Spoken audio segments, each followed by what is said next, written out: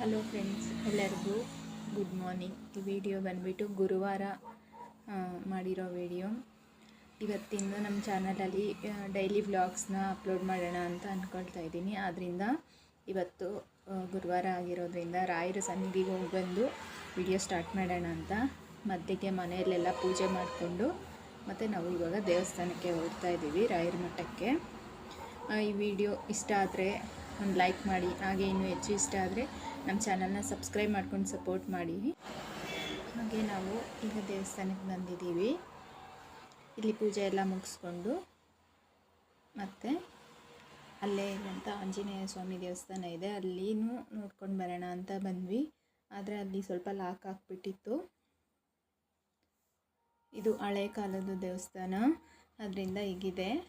ಆದ್ರೂ ಇಲ್ಲಿ ನಮಸ್ಕಾರ ಮಾಡಿಕೊಂಡು ಮತ್ತು ಮನೆಗೆ ಬಂದು ರಾಯರ ಮಂತ್ರಾಕ್ಷತೆ ಮತ್ತು ಕಲ್ಸಕ್ಕರೆ ಇದನ್ನೆಲ್ಲ ನೋಡಿ ತುಂಬ ಖುಷಿಯಾಯಿತು ನನಗೆ. ಇವತ್ತಿನ ದಿನವೂ ತುಂಬಾ ಚೆನ್ನಾಗಿತ್ತು. ನೋಡಿದ್ರಲ್ವ, ನಾನಿಲ್ಲಿ ಪಾರಿಜಾತ ಹೂವಿನಿಂದ ಹಾರ ಮಾಡಿ ಹಾಕಿದ್ದೀನಿ. ಹಾಗೆ ಟಿಫನ್ಗೆ ಅಂತ ಹೇಳ್ಬಿಟ್ಟು ಇವತ್ತು ದೋಸೆ ಮತ್ತು ಚಟ್ನಿ ಮಾಡಿತ್ತು.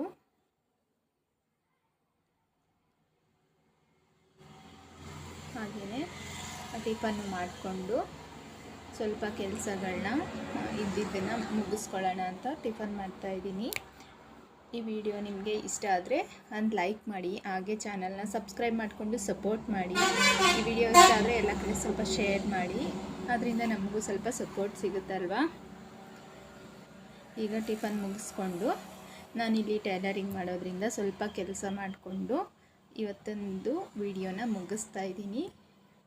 ನೀವು ನಮ್ಮ ಚಾನಲ್ನ ಸಬ್ಸ್ಕ್ರೈಬ್ ಮಾಡ್ಕೊಂಡು ಸಪೋರ್ಟ್ ಮಾಡೋದ್ರಿಂದ ಇದೇ ರೀತಿ ಸ್ವಲ್ಪ ವೀಡಿಯೋಸ್ನ ನಾವು ಅಪ್ಲೋಡ್ ಮಾಡ್ತೀನಿ.